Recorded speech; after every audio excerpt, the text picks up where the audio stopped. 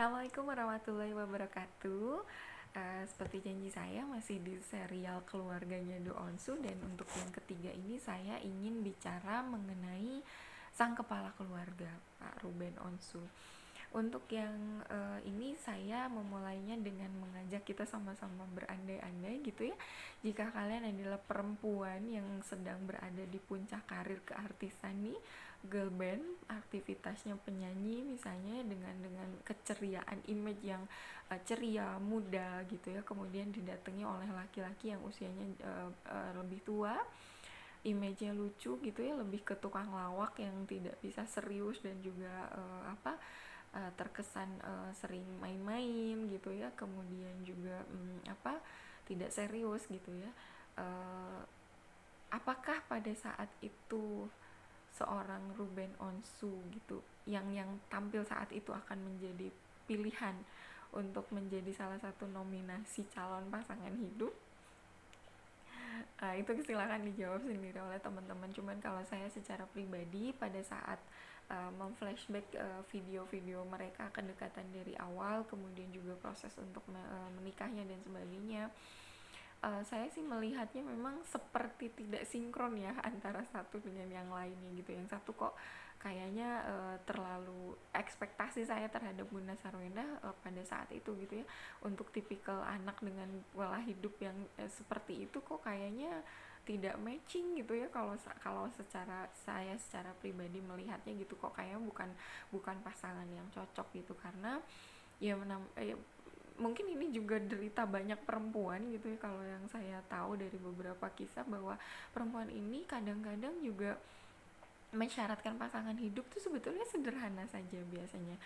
Yang penting dia bisa bertanggung jawab gitu ya, dia bisa menafkahi dengan baik, dia bisa bisa menyayangi dengan baik dan sebagainya. Biasanya ke hal-hal yang sifatnya seperti itu saja sih biasanya kalau perempuan, tidak banyak. Tapi kemudian kalau didatengin laki-laki yang ganteng gitu ya, dengan laki-laki sekali, itu biasanya bonus gitu. Tapi memang itu menjadi salah satu kriteria.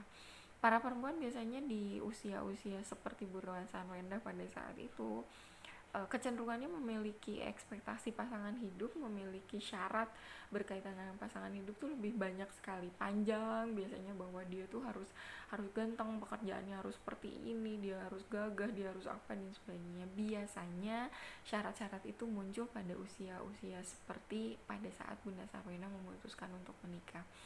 Jadi kalau menurut saya sebetulnya secara pribadi sih, mungkin ya gitu, pada beberapa perempuan kalau didatengin sosok seperti Ruben Onsu pada saat itu juga mungkin tidak menjadi prioritas dibandingkan dengan kandidat yang lain misalnya, atau sosok figur artis-artis yang lain yang sepertinya bisa lebih bertanggung jawab, lebih menjanjikan dan sebagainya gitu. Pada saat itu kan Ruben Onsu juga belum sesukses saat ini, belum punya, sepertinya ya, rasanya sepengetahuan saya, boleh dikoreksi jika salah, sepengetahuan saya kan tidak memiliki unit bisnis yang seperti sekarang. Misalnya pencapaian karirnya juga masih dalam rintisan, belum seperti sekarang. Dan luar biasa sekali ketika Bunda Sarwenda memutuskan untuk menerima, keluarganya juga menerima, dan kemudian terjadi pernikahan. Karena pada saat setelah menikah itulah kita baru bisa mengetahui bagaimana luar biasanya seorang Ruben Onsu ini gitu. Bagaimana dia kemudian kita kenal sebagai laki-laki yang bertanggung jawab, lelaki yang dalam lelahnya dia memprioritaskan keluarga gitu ya, mendahulukan urusan keluarga sampai membatalkan kontrak yang katanya puluhan sampai ratusan juta rupiah. Itu sesuatu yang luar biasa sekali, yang barangkali mungkin tidak bisa ditemui pada laki-laki yang lain, bahkan pada laki-laki yang tampak sangat laki-laki pada saat dia datang pada kita. Maka ini juga menjadi pelajaran sih untuk para lajang khususnya ya, bagaimana memilih pasangan hidup.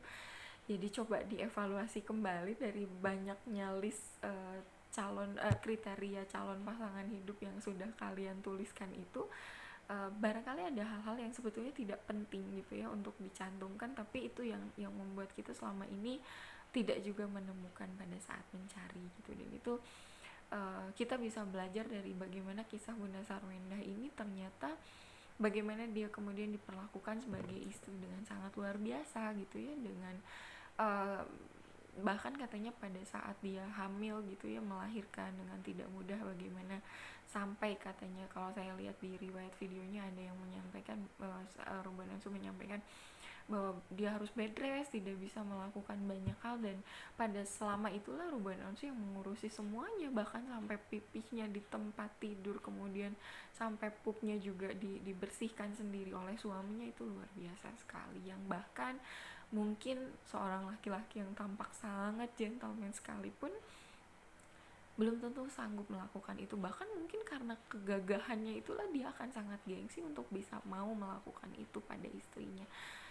Dan dari kisah itu kita sama-sama belajar bahwa ternyata menurunkan hati untuk bisa sedikit lebih rendah. Jadi beda ya, rendah hati dengan rendah diri itu tidak sama. Bagaimana kita rendah hati dalam kita menilai seseorang gitu ya, berpikiran positif kepada orang tertentu, itu juga menjadi pelajaran sekali. Terutama para lajang dan orang tua, berhati-hatilah dalam menilai seseorang yang datang kepada kalian gitu, kepada putri-putri kalian ketika dia didatangi laki-laki gitu. Bahkan kadang-kadang mungkin tidak sesuai ekspektasi, tapi ini ekspektasi yang mana?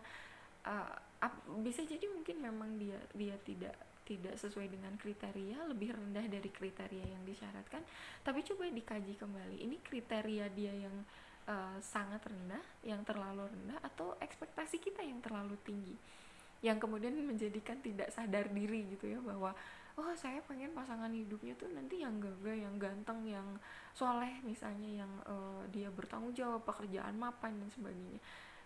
Kita lupa mengkaji ari kitanya sudah seperti apa gitu, kita secantik gimana sih memangnya, kita ini solehahnya sudah seberapa solehah sih misalnya.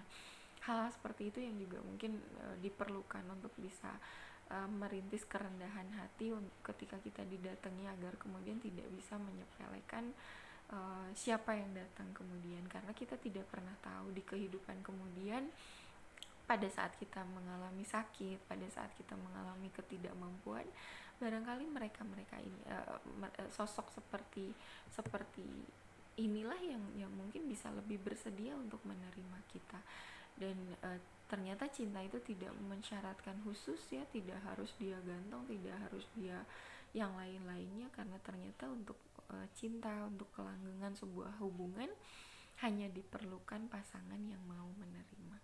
Dan itu sudah luar biasa ketika kita diterima, ketika kita bisa menjadi diri kita secara pribadi, kita bebas mengapresiasikan diri, itu sudah cukup untuk seorang perempuan bisa menjadi perempuan terbahagia.